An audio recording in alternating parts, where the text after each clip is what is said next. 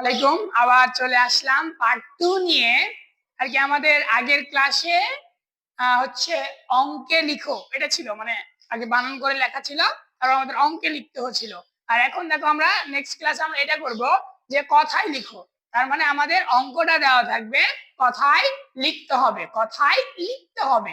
দেখো, আর আমরা এই ক্লাসটা চাইলে সবাই করতে পারি, মানে ক্লাস 3, 4, 5, 6 সবাই করতে পারি ক্লাসটা। দেখো আমাদের ক নাম্বারে কি আছে বলতো? ক নাম্বারে বলছে, ক নাম্বারে কয়েকটা আছে, ক নাম্বারে কয়েকটা আছে। প্রথমে আছে 4, 5, 7, 8, 9। আচ্ছা, এটা আছে। আমাদের আগে ভাগ করতে হবে, আগে আমাদের কমা দেওয়ার নিয়মটা জানতে হবে। কমা দেওয়ার নিয়ম কি? আন্তর্জাতিকে কমা দেওয়ার নিয়ম হচ্ছে একক দশকের দিক থেকে প্রথমে 3 ঘর পর, তারপরে 2 ঘর পর পর আগাইতে থাকবে। দেখো প্রথমে আমরা যদি কমা দিই তাহলে খুবই আমাদের সহজ হয়ে যাবে। দুনিয়ার যত বড় সংখ্যা আসুক, আমরা কমা যদি ব্যবহার জানি তাহলে আমরা খুব ইজিলি, খুব সহজে অঙ্কটা করতে পারবো।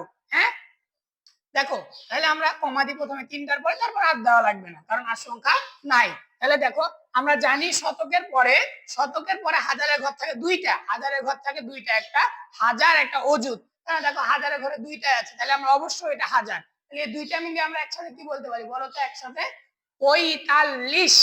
দেখো সব থেকে বেশি বানান ভুল হয় 45।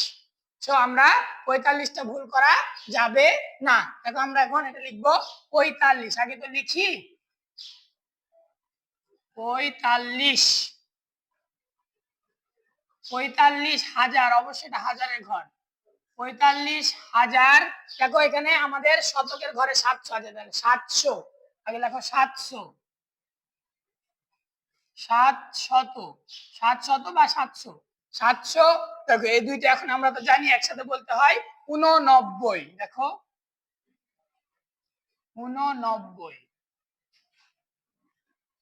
দেখো এর মধ্যে কারো কোনো প্রবলেম? দেখো আশা করি প্রবলেম থাকবে না। তাহলে আমরা পাইলাম 45,789। 45,789। হ্যাঁ, কি দেখো তারপরে তারপরে দেখো আমাদের এটা হয়ে গেল। তারপরে এটা দেখো 41,007। তাহলে আমরা এখন এটা কি করতে পারি? দেখো এটা আমরা কমা দিব আগে। দেখো কমা দাও 3টার পরে, তারপরে আর লাগবে না। তাহলে দেখো আমরা শতকের পরে আমরা দেখতে পাচ্ছি 2টা ঘর, আর 2টা ঘর জানি হাজারের ঘর। তাহলে 41,000।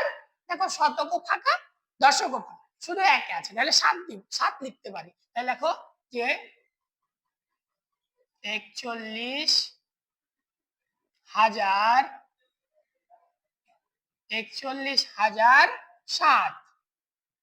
কারণ আমাদের শতকের ঘরও ফাঁকা, দশকের ঘরও ফাঁকা। তারপরে দেখো আমাদের যদি এটা করি 8, 9, 1, 0, 7, 1, কমা দিয়ে আগে। এই অঙ্কগুলো সলভ করার একমাত্র উপায় হচ্ছে কমা দেওয়া আগে। তাহলে আমরা খুবই সহজে করবো। দেখো আগে কমা দাও 3টার পর, তারপর 2টার পর। দেখো আমরা জানি প্রথমে 3টা বাদ, তারপর হাজারের ঘর, তারপরে লক্ষর ঘর। তাহলে দেখো এখানে লক্ষর ঘরে একটা আছে, আমরা বলবো 8 লক্ষ। দেখো সরে 8 লক্ষ। হ্যাঁ 8 লক্ষ। তারপর দেখো হাজারের ঘরে 2টা আছে, তাহলে আমরা কি বলবো? 91,000। 91, 91,000।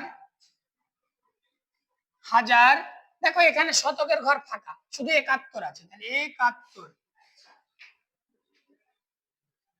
71। দেখো যাও 71। তারপরে দেখো আমরা এটা করতে পারি, খ নাম্বার শেষ, আমরা খ নাম্বার করতে পারি। দেখো 0,2,0,0,7,8। আগে কমা দাও, একমাত্র উপায় হচ্ছে কমা দেওয়া। আগে আগে কমা দিবা, তারপরে খুব সহজ হয়ে যাবে। দেখো প্রথমে 3টার পরে কমা, তারপরে 2টার পরে কমা। দেখো প্রথমে 3টা বাদ, তারপরে হাজারের ঘর, তারপরে লক্ষের ঘর। লক্ষের ঘরে কত আছে? 2। এখানে কিচ্ছু নাই, শুধু এখানে কত? 78 আছে। তাই লেখো আগে 2 লক্ষ,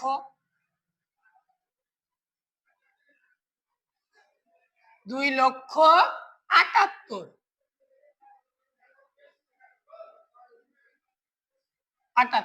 তারপরে দেখো 7, 9, 0, 6, 7, 8। এটা দেখো আগে আগে কমা দাও, 3টার পরে তার 2টার পরে, 3টার পরে তারপরে 2টার পর। দেখো তাহলে আমাদের এটা হাজারের ঘর, এটা লক্ষর ঘর, তাহলে 7 লক্ষ, 7,90,000, 90,000, 90,600, 678, 78। খুবই সহজ। তারপরটা দেখো 9,8,9,0,0,7,5, কমা দাও। দেখো 8,90,075। সবাই দেখতে পাচ্ছ আশা করি। 8,90,000, 90,075, 75। তারপরেরটা গ নাম্বার দেখো। আচ্ছা আমরা উপরেরটা একটু মিটাই, হ্যাঁ উপরেরটা একটু মিটাই, তাহলে আমাদের সুবিধা হবে লিখতে।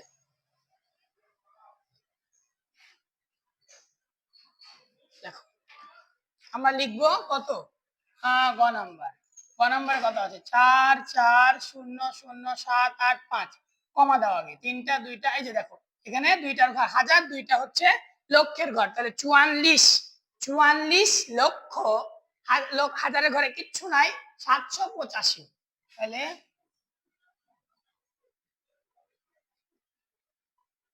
44 লক্ষ। দেখো এগুলো লেখার জন্য আমাদের 1 থেকে 100 পর্যন্ত বানান জানাটা সব থেকে বেশি ইম্পর্টেন্ট। লক্ষ 785, 85। তারপরেরটা দেখো 6,8,7,0,5,09, আগে কমা দাও 3টা 2টা, এই যে দেখো 68, 68 লক্ষ,